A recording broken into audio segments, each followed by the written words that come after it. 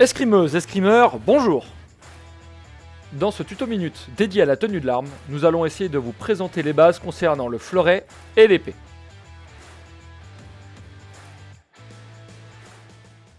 Dans un premier temps, rappelons que ce sont des armes d'estoc, où l'on touche donc avec la pointe.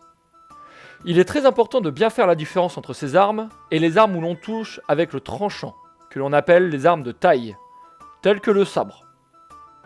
Qui dit estoc dit qu'il faut, au moment de la touche, avoir l'arme dans le prolongement de son bras.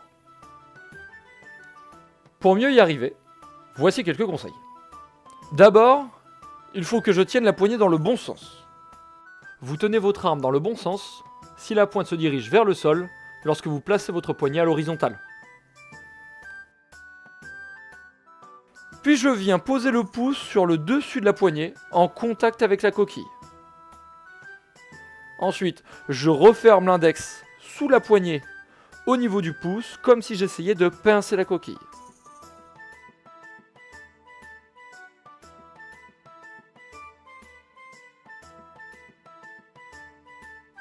Je place la poignée dans le creux de ma main sous la paume, puis je referme tous mes doigts pour que seulement le bout des doigts tienne la poignée.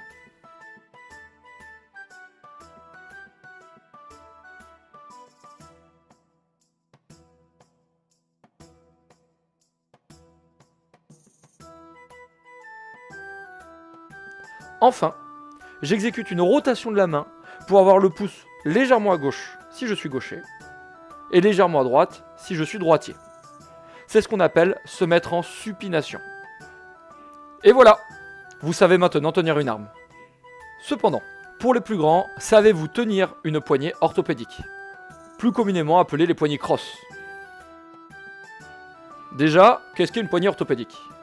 Il s'agit ni plus ni moins qu'une poignée dont les ergots permettent de tenir plus facilement la poignée dans l'axe de l'avant-bras. On pourrait la comparer à une poignée de pistolet. Et mieux encore, les ergots permettent aussi un meilleur crochetage des doigts, permettant ainsi un meilleur relâchement de la main. Si vous avez des doutes sur sa tenue, il y a juste 3 étapes à retenir en plus que la poignée classique. D'abord, il faut crocheter l'ergot supérieur entre le pouce et l'index.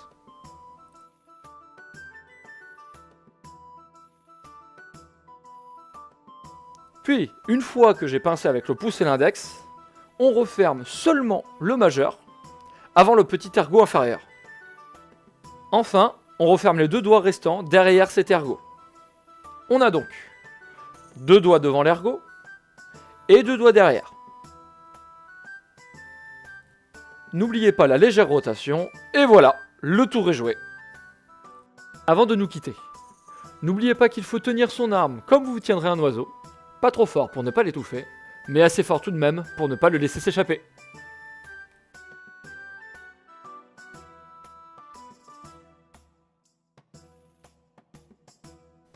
Merci d'avoir suivi cette vidéo. Nous espérons qu'elle aura pu vous éclairer sur la tenue des armes d'estoc. On vous rappelle également qu'il n'existe pas qu'une seule manière de tenir son arme, mais plusieurs. Aussi, nous vous avons présenté ici seulement les bases.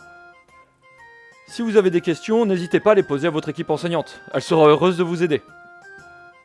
Sur ce, il ne nous reste plus qu'à vous souhaiter une bonne journée et à bientôt sur les pistes.